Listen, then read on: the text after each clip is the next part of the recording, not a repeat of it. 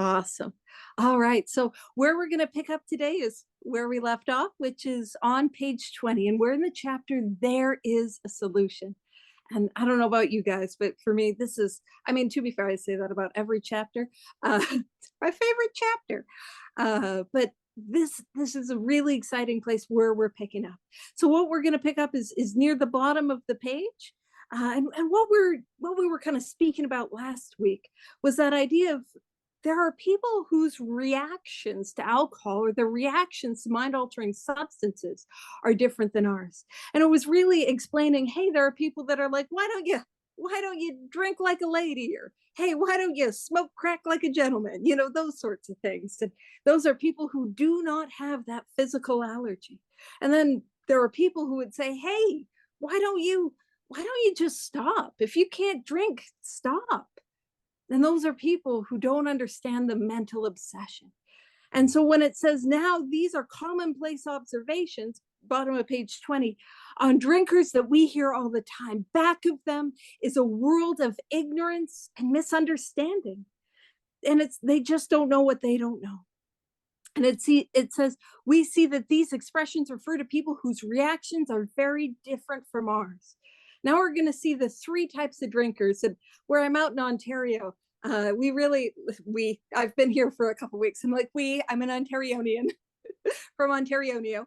But in Ontario, they really emphasize the three types. And oftentimes you'll hear people meeting say, listen, I'm a type 3, or meetings even called type 3.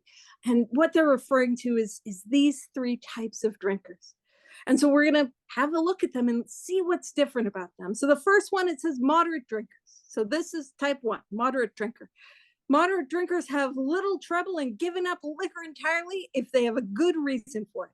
They can take it or leave it alone. And so those are people that don't seem to have an allergy, don't seem to have an obsession. They can take it, they can leave it alone. How I can best equate it to my own life, it's kind of how I react to soda or pop or cola, depending on where you're at in the world.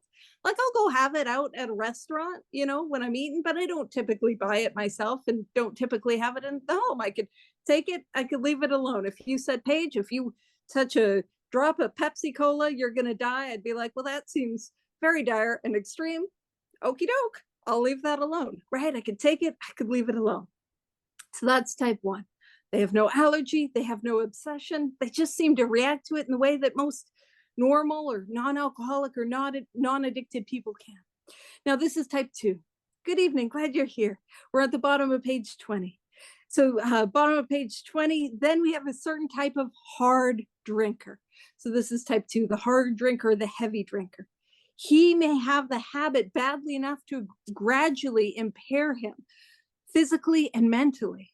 It may cause him to die a few years before his time if a sufficiently strong reason, ill health, falling in love, change of environment, or the warning of a doctor becomes operative, this man can also stop or moderate, although he may find it difficult and troublesome and may even need medical attention. And so what's the difference between the hard drinker? We're gonna see the real alcoholic here in a little bit. But the hard drinker, if given a good enough reason, can either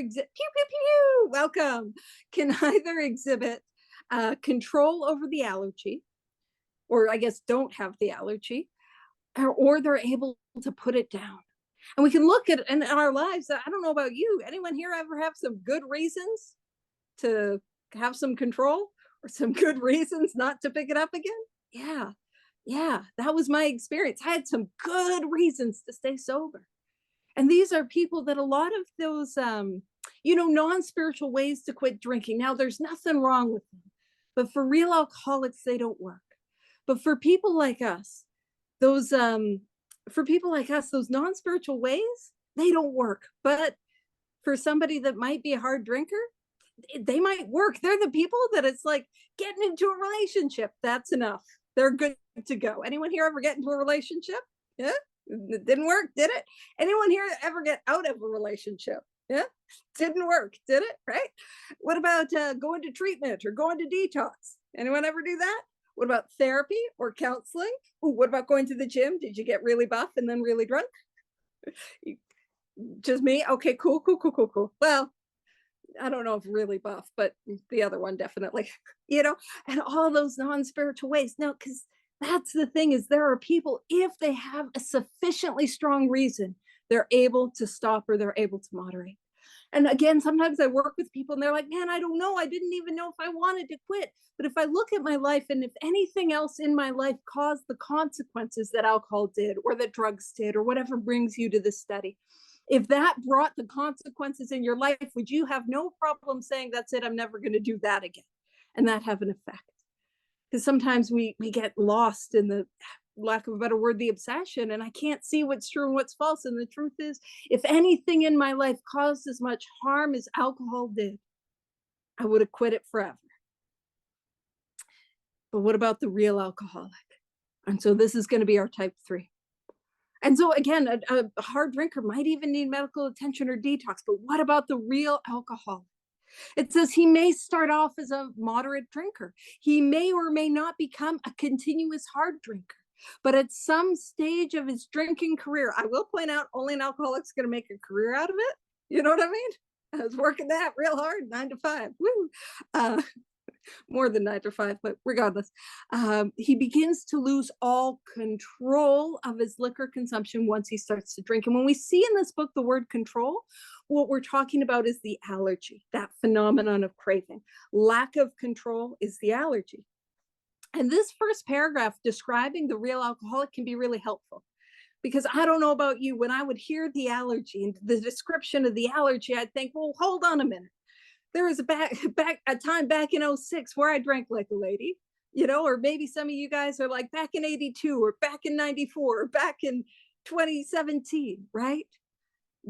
I was able to drink like a lady or a distinguished person, whatever, right? I was able to have some control. And what this is saying is that we might start off as a moderate drinker. So we might have had some ability to exhibit some control, perhaps even some indifference. We might have even progressed into a stage where we might have been a hard drinker, a heavy drinker, a heavy user. We're given sufficient reason. If we'd stopped then, we could have stopped then. Or maybe we had a period of sobriety. But what is my experience today? And that's what matters. Is my experience today that once I take a drink or a drug or whatever brings you to the study, that allergy kicks off and I need more. And the more that I drink, the more that I need to drink. Is that my experience today? That's what matters. Doesn't matter if I was able to drink like a lady at the back alley nightclub in 2000. I don't think it was 06. I think it happened in 07. But again, also keep in mind, only people like us are remembering the time or times we drank responsibly. The other people are like, whoa, that one Halloween, I got a little too drunk. You know what I mean? We're remembering the exceptions, not the rules. So I just always want to point that out. Is my experience once I start, I don't have the ability to control the amount that I take. And if so, that's a good sign I might be a real alcoholic or a real addict. And it says, here is the fellow who has been puzzling you, especially in his lack of control. Again, we're talking about that allergy. It says he does absurd, incredible, tragic things while drinking. Now, incredible in this context is not like incredible, like, wow, she developed a cure for cancer, won the Nobel Peace Prize. It's incredible, like the Incredible Hulk, like I broke a bunch of stuff. And is that my experience that when drinking, when using, when under the influence of whatever brings you to this study, that I would do things and hurt people in ways that other people wouldn't, right? That I wouldn't normally when sober. I love that you got the Dr. Jekyll, Mr. Hyde things. I was like, oh, handsome fellow behind Rob. So if you're looking, that's a prelude to what we're going to be talking about. And so it says he is a real Dr. Jekyll and Mr. Hyde. Now, Dr. Jekyll and Mr. Hyde, it was written by Robert Louis Stevenson. And it's this metaphor, or an allegory for his own alcoholism. So this Dr. Jekyll, he's the scientist, and he invents this potion. And it's this incredible potion, and he takes the potion and it makes him feel great, really strong and wonderful. I know it's very festive. Rob's rocking the festive for this time of year. So Dr. Jekyll, he takes the potion. Oh, it makes him feel good and big and strong, but he loses control and he turns into this monster, this Mr. Hyde who goes out and destroys the city and is tearing things apart. Now, in the story, Dr. Jekyll and Mr. Hyde, what's his real problem? His real problem isn't that he's got a potion that turns him into a monster. His real problem is that he can't stop taking the potion. Does that make sense for a metaphor for alcoholism or drinking or maybe our drug addiction? That my problem is not that once I start, and we're going to see this in a couple pages, depending on how I do for time, which might not be great. But my real problem is not that I have this substance where I cannot control the amount that I take. My real problem is that I know that beyond a shadow of a doubt, and I go back to it time and time and time again. And, so this is just a really random fun fact. I don't even think you could win any prizes at AA trivia. But Robert Louis Stevenson, his grandfather, designed every lighthouse that there is in Scotland was designed by his grandfather. That's just a really random fun fact. But the reason I like it, the reason I share it, not just because I have random pieces of information in my brain, and if I got to know it, you do too. Fun facts, pew, pew, pew. But also, I just love that idea that I go from being Dr. Jekyll, Mr. Hyde. I take that drink and I become somebody unrecognizable to myself, and I try to stop, and I can't stop. I can't stop myself from taking it. But I turn into kind of what his grandfather was doing. My job is to, in many ways, how I look at it, you can tell me I'm wrong, is to be that lighthouse, to shine so bright with the love of a God that I didn't believe in and I didn't like, to provide safe passage for those who might be dying out there in the ocean in the storm. I love that idea, going from Dr. Jekyll, Mr. Hyde to being the lighthouse, being that expression of God's love. And that's my job. My job in my mind is to shine. Now, unlike the lighthouse, I will go out and find people to work with. The lighthouse is waiting for boats, but that's the metaphor.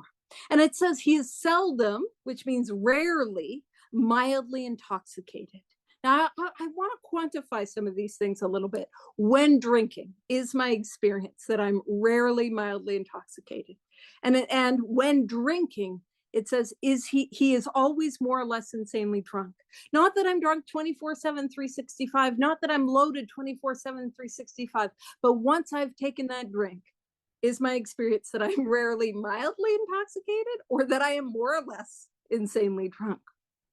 It says his disposition while drinking resembles his normal nature but little.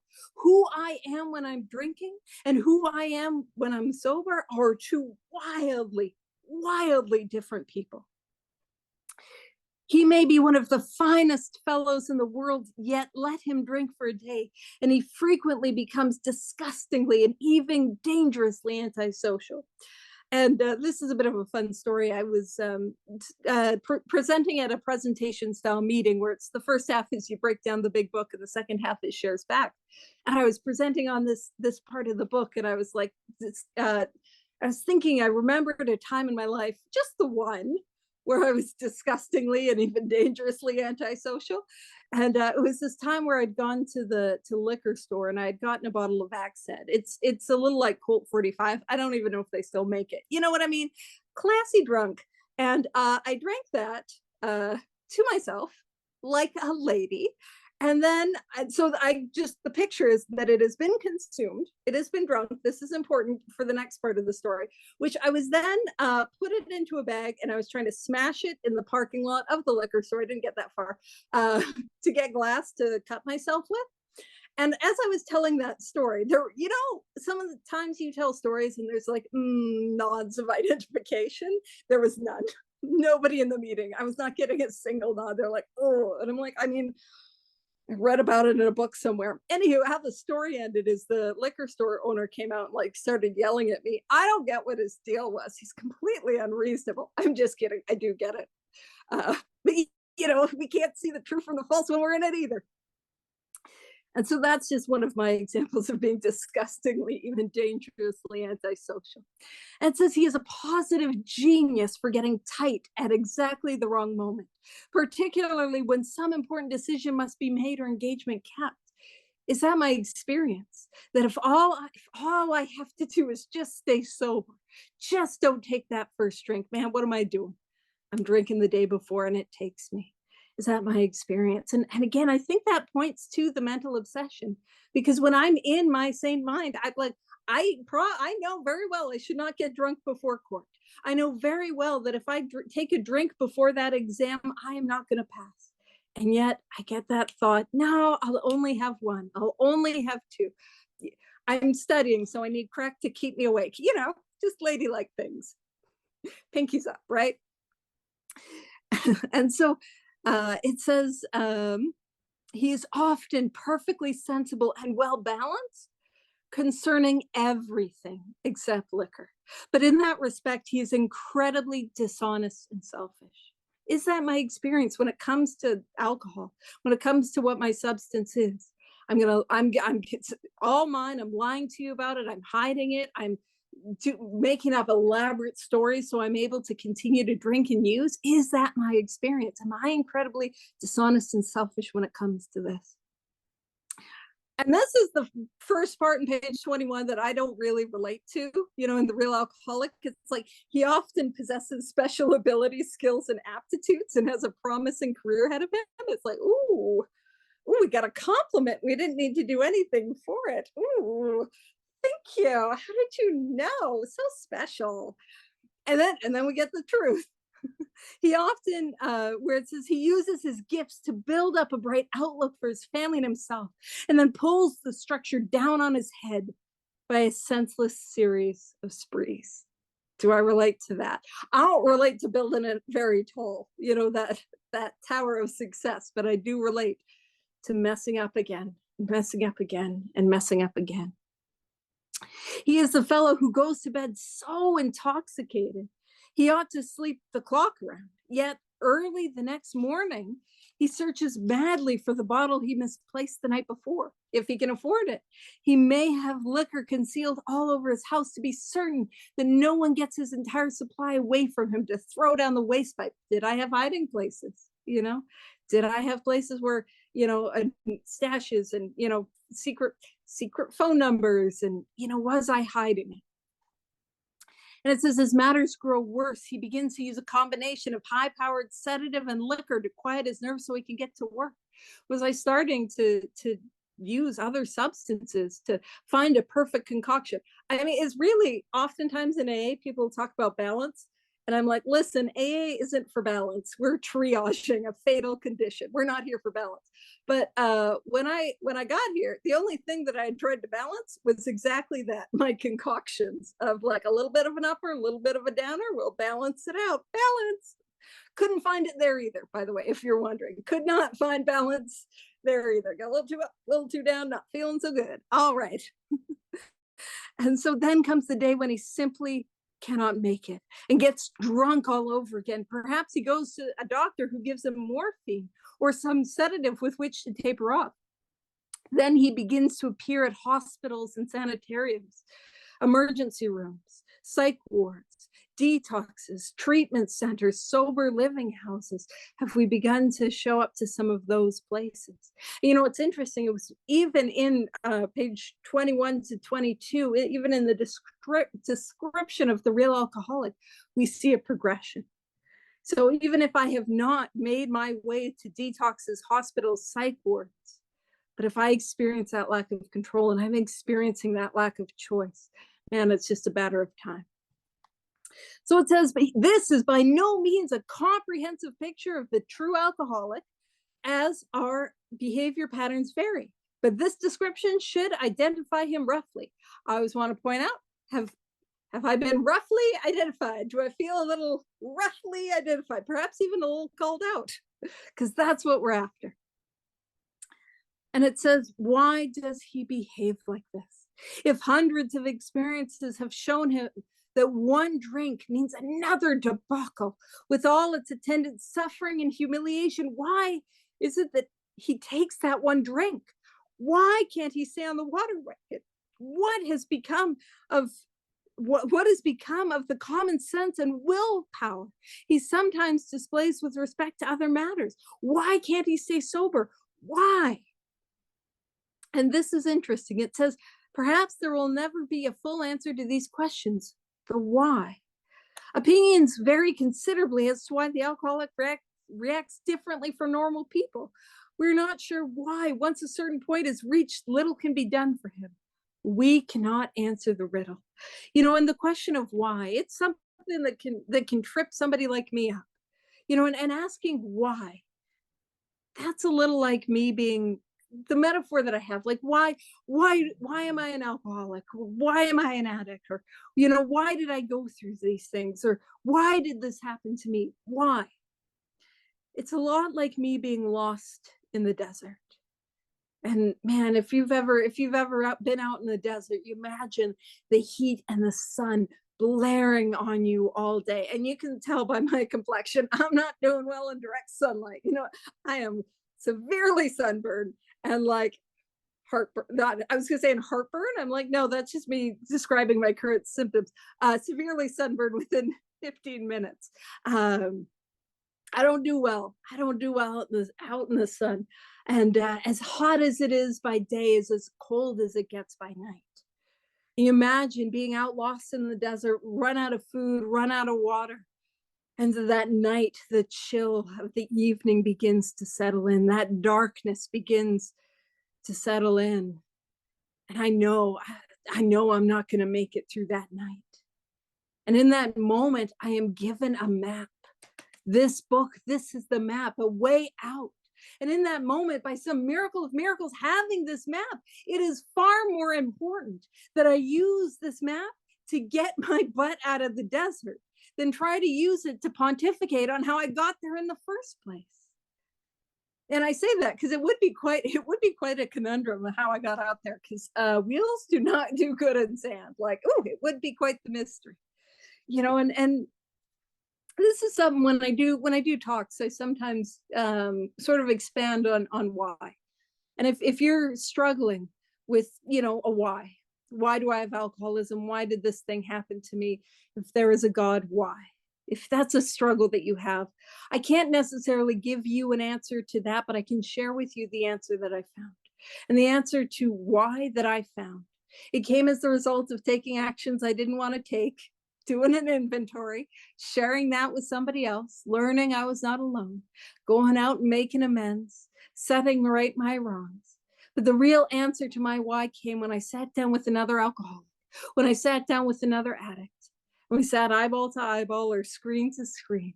And I can say, yes, me too. Yes, me too. I drank like that. Yes, me too. I felt like that. Yes, me too. I used like that. Yes, me too. I went through that. I did that thing. Man, me too. Me too. And here's how I got freedom from it. And that has been my why. My why is so that I can help others. And that might not be your why, but that's the answer that I found. But it says we cannot answer the riddle. And so it says, bottom of page 22, it says, we know that while the alcoholic keeps away from drink, as he may do for months or years, he reacts much like other men. We're equally positive that once he takes any alcohol, whatever, into his system, something happens both in the bodily and mental sense, which makes it virtually impossible for him to stop. So what we're talking about there is once I take any amount of alcohol, or for me, mind altering substances, man, that allergy kicks off and I need more and I can't stop. Sometimes the spree gets arrested. I always make the joke sometimes because it's like I've been arrested, but oftentimes I'm drinking until I've passed out, or I'm using until I've ran out of ways and means to get more. That's kind of how I am more often than not. Once I start, I don't know what's going to happen, but more often than not, I can't stop. And it says the experience of any alcoholic will abundantly confirm this. Hey, does this theory about an allergy, is that confirmed by our own experience? That I don't seem to react much like other people? Does my experience confirm that once I put any of it into my body, man, off I go and I can't stop? And if that's me, well, the good news is we have a solution. There's a solution. And it says these observations would be academic and pointless if our friend never took the first drink, thereby setting the terrible cycle in motion. So it's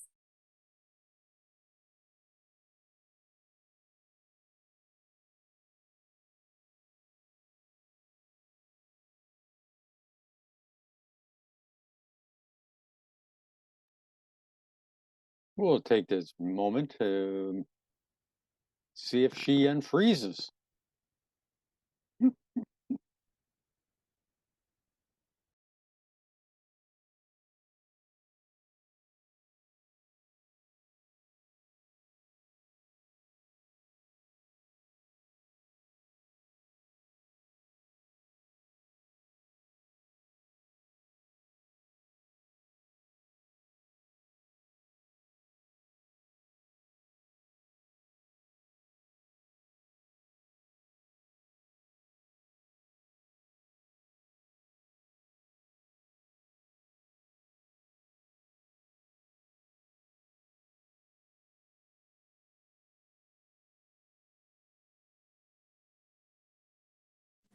Thank you. That's why it's good we have co-hosts. Oh, thank goodness. That's happened before and that didn't go well. Oh, all right. So I think where I left off was page 23. Top page 23. These observations would be academic and pointless. Awesome. Right. So these observations would be academic and pointless if our friend never took the first drink, thereby setting the terrible cycle in motion. And what I was talking about there is it would be really interesting, like Dr. Jekyll, he's got this, magic potion. That's interesting. Or somebody like me. It's really interesting. Oh, good night. No worries. Take care. It's really interesting. Oh, it's not really, but kind of interesting that I'm allergic to onions and peppers. Interesting, but pointless if I don't take that first drink. So it says, so that's what matters. It's interesting to have the allergy, but if that's all that's wrong with me, man, I'm gonna I'm just gonna stop. I'm just not gonna do it again like I do with onions and peppers. And it says, therefore, and this is something to highlight, to underline, therefore, the main problem of the alcoholic centers in his mind rather than in his body. My real problem is that I have a mind that tells me I can drink or use again, despite knowing that I have a body that can't. That is my main problem, my mental obsession. And we can ask ourselves, hey, is this my experience? If you ask him why he started on that last bender, the chances are he will offer you any one of 100 alibis. Some of these excuses have a certain plausibility, but none of them really make sense in the light of the havoc an alcoholic's drinking bout creates. They sound like the philosophy of the man who, having a headache, beats himself on the head with the hammer so he can't feel the ache. I'll go out and drink and I'll offer man, if I'm sure I'm not alone. If you were feeling the way that I was feeling, you'd drink too. If you had gone through what I had gone through, you'd drink too. If you had a childhood like mine, you'd drink too. If man, I'm gonna kill myself anyway, so why don't I get drunk? Those excuses, those plausibilities, the stuff that happens, it's like, yeah, that kind of makes sense. But Paige, the thing that you are using to alleviate your pain is making your pain worse. So I've got a headache. And I'm like, man, I got to make this. And I mean, that was one of the first things I related to in the book. I'm like, yes, I can see intellectually that what I'm trying to do is treat my headache with a hammer. The thing that I'm using to treat my pain is making that pain worse. And I'm just going to keep beating myself on the head with the hammer and it gets worse. And I've got no solution. And the only tool that I have is that hammer. You know what I mean? And if all I got's a hammer, everything looks like a nail, including my headaches, And so I'm stuck. And so what we've got to do is we've got to treat that. And that's what we're going to do. And it says, if you draw this fallacious, that means false, reasoning to the attention, crazy, senseless, unsound, attention to an alcoholic. Fallacious reasoning to the attention of an alcoholic, he will laugh it off or become irritated and refuse to talk. So, when you kind of call me on my stuff, I kind of get my walls up and I don't want to look too closely at it because it's the only thing that I feel like is giving me any relief. And it says, once in a while, he may tell the truth. And the truth, strange to say, is he usually has no more idea why he took that first drink than you have. I don't know why I do it. Some drinkers have excuses, with which they're satisfied part of the time, but in their hearts, They really don't know why they do it, right? It was baffling because I could admit, I could concede that it was um, making everything worse, but I'd still go to it again and again. And it says, once this malady, and malady just means sickness, has a real hold, they are a baffled lot. There's the obsession that somehow, someday they will beat the game, but they often suspect they're down for the count. And that obsession that somehow, someday I'll beat the game. Yes, it's that excessive, irrational, it makes no sense. That somehow, what that looks like is somehow, someday I will find a way to control and enjoy my drinking. Somehow, someday I will be able to drink and smoke crack like a lady. Yeah, despite never having done that. Like, I can do it. I'm going to get it under control. I was always turning this thing around. And it says how true this is, few realize in a vague way. Their families and friends sense that these drinkers are abnormal.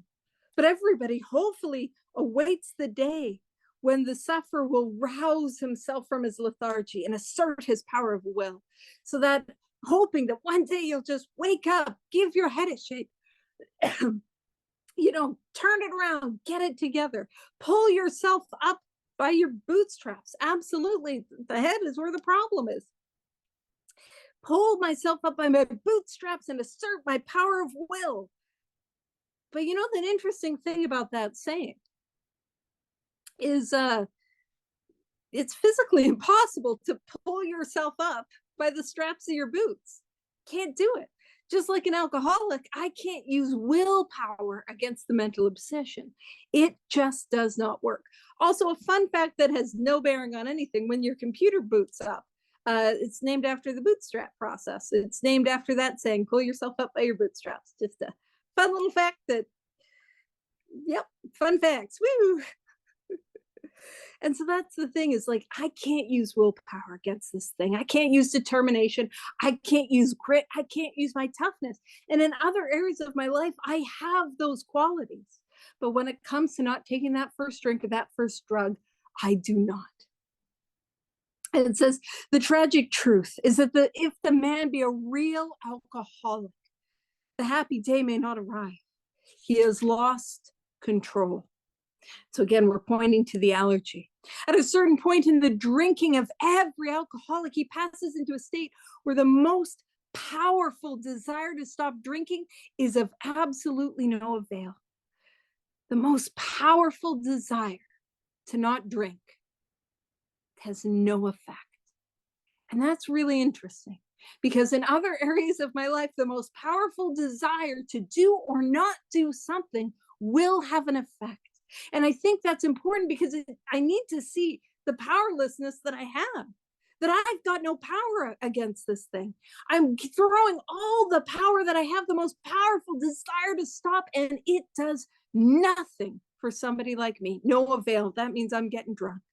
And here's some extra bad news. The tragic situation has already arrived in practically every case long before it is suspected. It happens well before I think it has. You know what I mean? It sneaks up on me, and I'm hopeless and beyond human aid before I could even realize it. And now what we got is top of 24, first paragraph, we're in italics.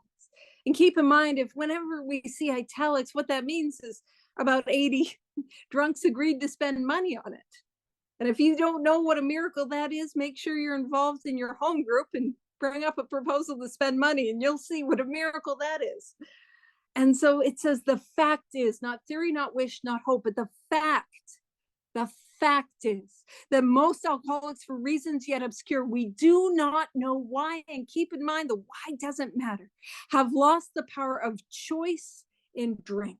Lack of control is pointing to the allergy, and lack of choice is pointing to the obsession. Because if I could choose whether I would drink or not, I would not do it anymore. I wanted to stay sober. I needed to stay sober. Lack of choice, we're pointing to the mental obsession. So It says our so-called willpower becomes practically non-existent. We are unable at certain times to bring into our consciousness with sufficient force the memory of the suffering and humiliation of even a week or a month ago. We are without defense against the first drink. Now, what I want to point out is, I came to the rooms and I'd hear people say, play the tape to the end. Just start your drinking at the end, and think of the consequences. And what this is saying is that doesn't work. Not saying at certain times. There's some times when I'm able to be like, hey, it's not a good idea. There are some times when I'm able to maybe think of the consequences here and there. But here's the thing. What I need up against the first drink is at 100% effective, because it's the times that don't work that matter. Man, if playing to the tape to the end is 50% effective, it's not effective. I kind of equate it to a parachute or a fire extinguisher. I don't want a play the tape to the end parachute or a play the tape to the end fire extinguisher. I need one that is going to be 100% effective, because believe you me, it's the time that doesn't work that matters. You know what I mean? And so that is not a solution for somebody like me. And not that there aren't times that we can't or we don't, but I need something that's going to be effective. And again, when it talks about we are without defense against the first drink, I'm defenseless. So it kind of is like, if I'm jumping out of the airplane, I'm going to need a parachute. And until I've worked these 12 steps out of this book, I don't got the parachute. This is a tangent I didn't expect to get on. It's a very heavy parachute metaphor today. But here's it. Thank you. Thank you. Unexpected. But sometimes when we say, listen, coming into 12 step, it's not a race. Well, about that, like, I'm not racing you, but I'm racing gravity. You know what I mean? I'm racing the inevitability of the first drink. I'm racing that insane thought. So it's a little bit of a race. Like, I kind of want to pull that thing quickly, get that parachute on, pull the cord, get to safety quickly.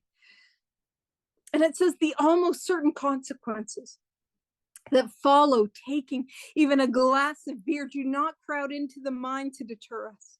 If these thoughts occur, they're hazy and readily supplanted with the old threadbare idea. And the word threadbare means run down or worn out. That old idea that we've run the groove in the record, idea that this time we shall handle ourselves like other people. We can't think of the consequences. What we think is the old worn out idea. This time I'll drink like a lady. And it says there's a complete failure of the kind of defense that keeps one from putting his hand on the hot stove. And you can make a little note in your book to see page 84. And depending on how we're doing for time, we're doing pretty good for time. We'll pop over there and we'll see page 84. But that's what I want to understand is, at this point on page 24, I cannot stop myself from touching the hot stove. We'll do it in just a paragraph. You don't got to run over to 84 just yet. It says the alcoholic may say to himself in the most casual way, it won't burn me this time, so here's how. Or perhaps he doesn't think at all. How often have some of us begun to drink in this nonchalant way, and after the third or the fourth, pounded on the bar and said to ourselves, for God's sakes, how did I ever get started again? Only to have that thought supplanted? That just means replaced by, I'll stop with the sixth drink, or what's the use anyhow? I'm not a stop by the sixth drink. I'm a what's the use anyhow sort of drinker, if you're wondering. And so it's a little like me coming out to Ontario and thinking, listen, the stove was hot in Alberta, but it's not going to be hot in Ontario. My problem was that I was touching that hot stove with all those Albertans. But I start touching the hot stove with all those Ontarianians. I know that's not actually how it's pronounced. I just think it's fun. It's going to be different this time. Or perhaps, this stove, listen, my problem was all those gas stoves. This one's electric. It looks a little like, hey, it's starting to get chilly. We've got snow out in Alberta. Man, I need some warmth. I got to touch the hot stove. Sometimes it looks like if you were feeling the way I was feeling, you'd have to touch the hot stove too. I'll only touch it for a moment, just a brief moment, right? I'm going to kill myself anyway, so why don't I touch the hot stove? I can't stop myself. That's what it's talking about. And so let's pop over to page 84 just while we're here. And what we're gonna read is what's known as the step 10 promises, page 84. It's right below the line, love and tolerance of others is our code. Even on the 401, eh? That's my little Ontario joke. Even on the highway, love and tolerance of others is our code. Even in the Zoom room, even in the, with our family, love and tolerance of others is our code. And it says, and we have ceased fighting anything or anyone, even alcohol. For by this time, sanity will have returned. What does it mean for sanity to have returned? That insane thought that I have that tells me I can touch the hot stove, it's gone. It's gone. The mental obsession has been removed. That's what we're talking about. It says we will seldom be interested in liquor. If tempted, we recoil from it as from a hot flame. You can make a note, see page 24. See on page 24, I can't see that the stove is hot. I think, this one's electric, this one's gas. It'll be different. I'll touch it just this weekend. It's a long weekend. I deserve it. But you see on page 84, now I can see quite clearly the stove is hot and I don't want to touch it. That is what sanity, being restored to sanity looks like. Recoiling it from it as from a hot flame. Now keep in mind, page 24 is step 1. Page 84, what we're continuing on is what happens when we're engaged in step 10 and actively working step 10 and then trying to grow spiritually. What happens in between step 1 and step 10? Got some steps. I gotta take, it doesn't just poof magic. I've got to take action. Well, it does poof magic. It is pretty miraculous and it is pretty magical. But what I've got to do is I've got to take some actions to get there. It says we react sanely and normally. And we will find that this has happened automatically. We will see that our new attitude toward liquor has been given us without any thought or effort on our part. It just comes! Exclamation mark. It just comes. I mean, that's what it's pretty miraculous. That is the miracle of it. We are not fighting it, neither are we avoiding temptation. We feel as though we've been placed in a position of neutrality, safe and protected. And I always like to talk about this. See, in step 3, when I make a decision to turn my will and my life over to the care of God, it's simply a decision. My will and my life don't get turned over in step 3. It's a decision. But what I always want to emphasize is care of God. See, when I'm looking at those steps and I'm looking at taking a bunch of actions I don't necessarily want to take, or looking at actions that perhaps I'm scared to take.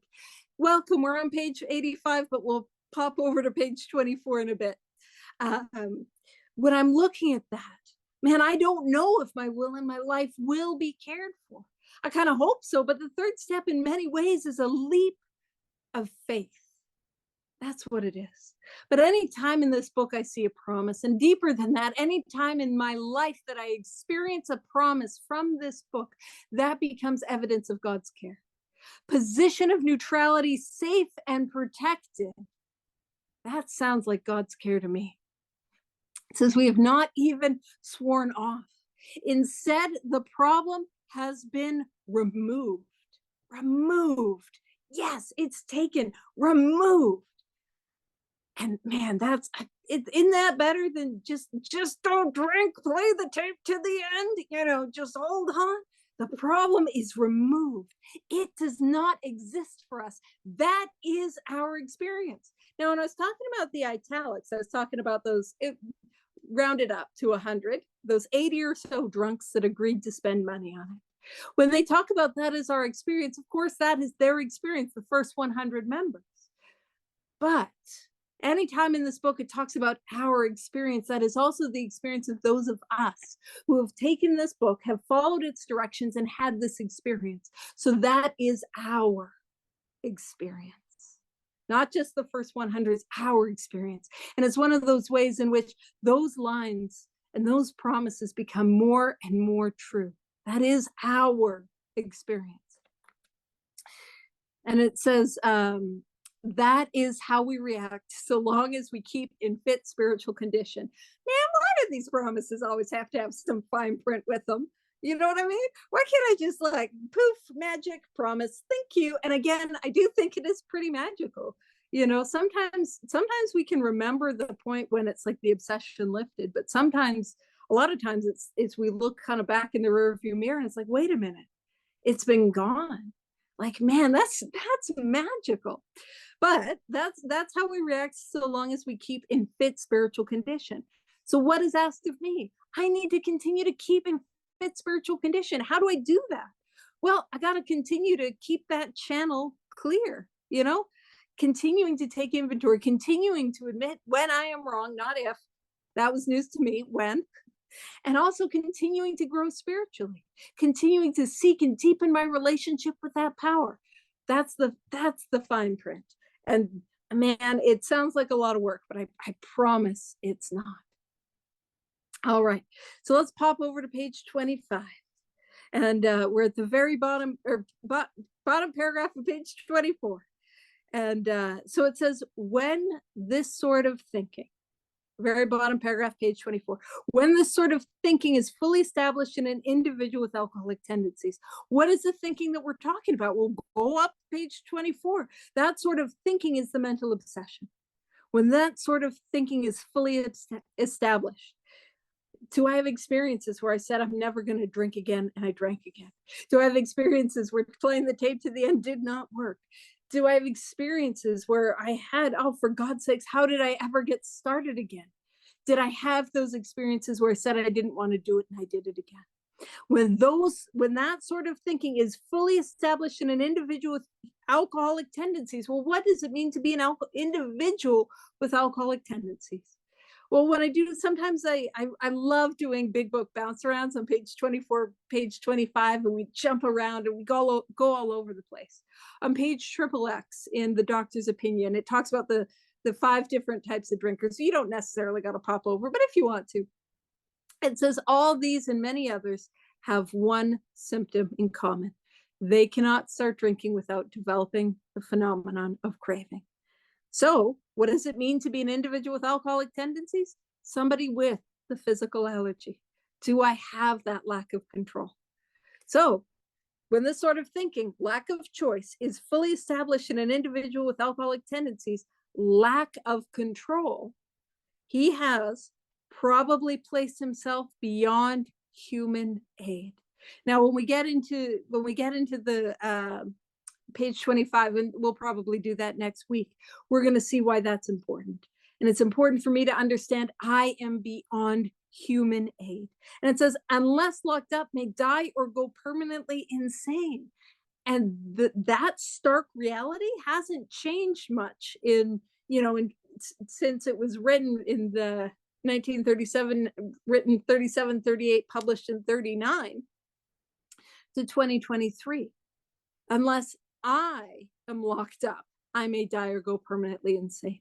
That is the reality for somebody like me, somebody with this illness. And it says these stark and ugly facts have been confirmed by legions of alcoholics throughout history. Imagine just like armies of alcoholics just really like marching off a cliff one by one by one. That is what we're up against.